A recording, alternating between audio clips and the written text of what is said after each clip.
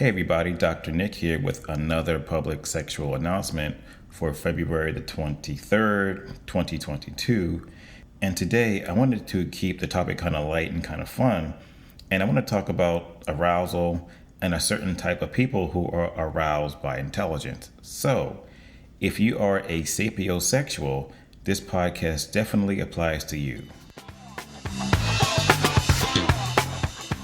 So the question is, what exactly is a sapiosexual? And in a nutshell, a sapiosexual is someone who thinks that high intelligence is sexually attractive. But it's a bit more than that. It's not just that they want a partner who is intelligent, who is smart, who is witty.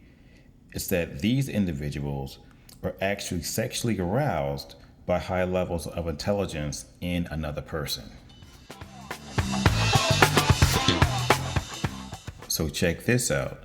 A study was actually published back in 2018 that looked at sapiosexuals.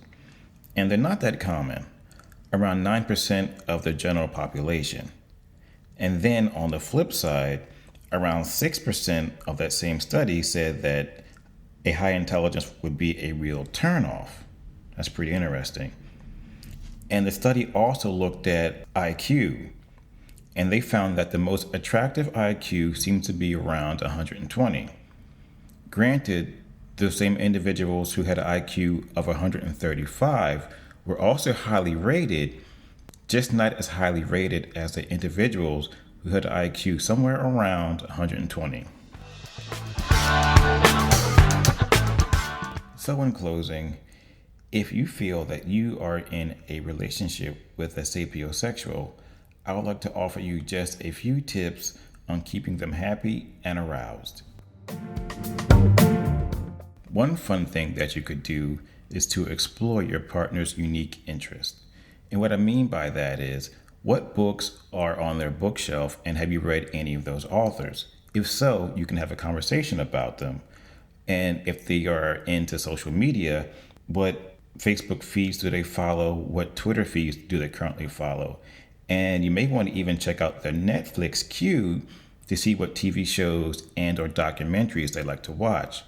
So in the off chance you want to come over and Netflix and chill, and instead of watching Friday the 13th, you may want to watch Carl Sagan's Cosmos, and your partner will be happy and aroused. Talking as foreplay. Please keep in mind that the brain is the most powerful sexual organ. So when you and your partner have the ability to sit down and talk about your sexual desires and where they came from, that could be a lot of fun. To the point where the biggest turn on could be talking about your turn-ons. And finally, number 3, discover culture together. Meaning you can listen to music, different types of music from all over the planet. You can go to various museums, the art museum or historical museums. And just for a quick example, a nice fun getaway could be to the Smithsonian Museums up in Washington, D.C., because there are several museums sitting right there. They're all together, and most of them are even free.